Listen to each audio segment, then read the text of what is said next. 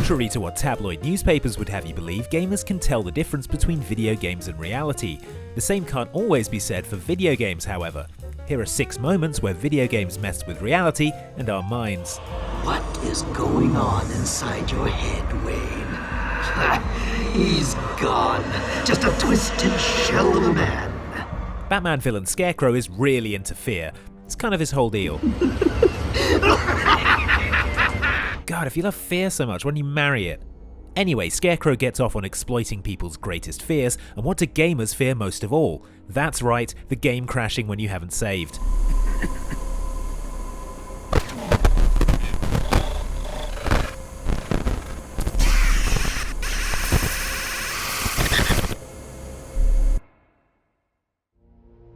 It turns out that this game crash is actually a result of Scarecrow's fear toxin, which reboots the game and replays the intro, only this time the roles are switched with Batman playing the prisoner and Joker his escort. Then it makes you think you failed a QuickTime event, every gamer's second biggest fear. Third is vampires.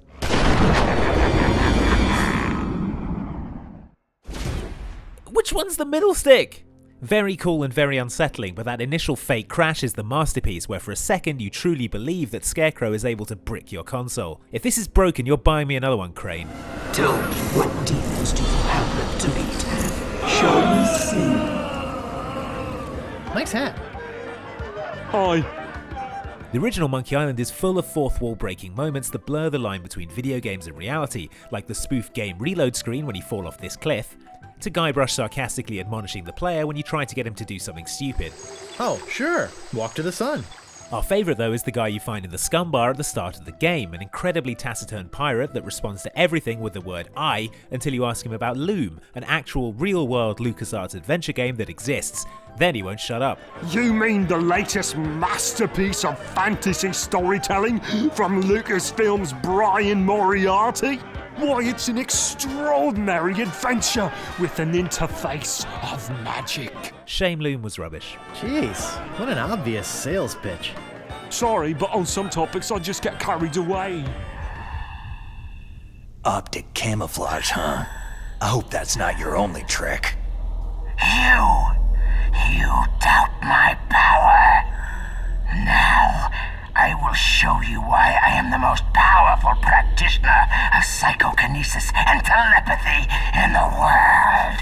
You can't make a video about video game characters breaking reality and not include Psycho Mantis, the psychic villain from Metal Gear Solid, who all but climbs out of your TV, wanders into your kitchen and starts making himself a coffee. First, he reads your memory card. No saved games. Your memory is completely clean. Then he vibrates your controller. Put your controller on the floor. Put it down as flat as you can. Thanks, Snake. Glad you're in on this as well. To beat him, you have to unplug your controller in the real world and plug it into the second port so he can't read your thoughts. I wasn't able to read the future. Super creepy. Yeah, laugh it up, Kojima.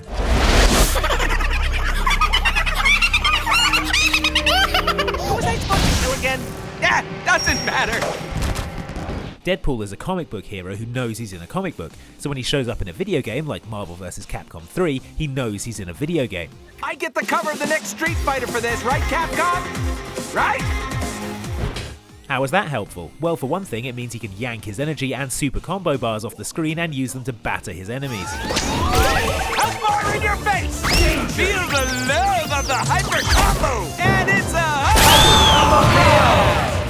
I'm not going to think too hard about how this all works, or I think my brain will start running out of my ears. Yeah, you! I'm down here busting my ass while you sit on yours watching me jump around? How is that fair? Hey, I don't make the rules, Deadpool. Deal with it.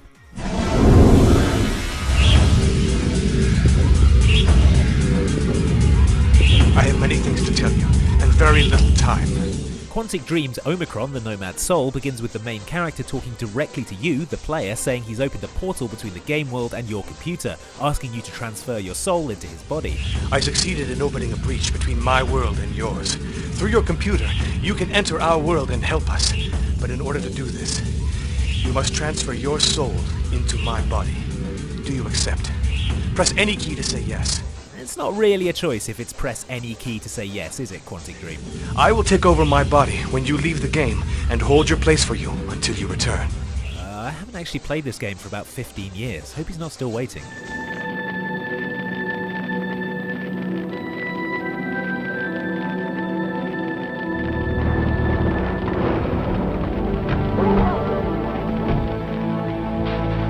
Finally, we have the ending to Tomb Raider 2. After guiding Lara through endless tombs, monsters and enemies, you finally finish the game and Lara goes to take a shower, taking a shotgun with her for some reason.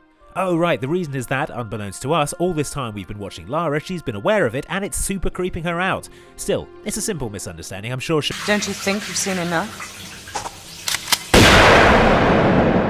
Nope, straight up murdered us.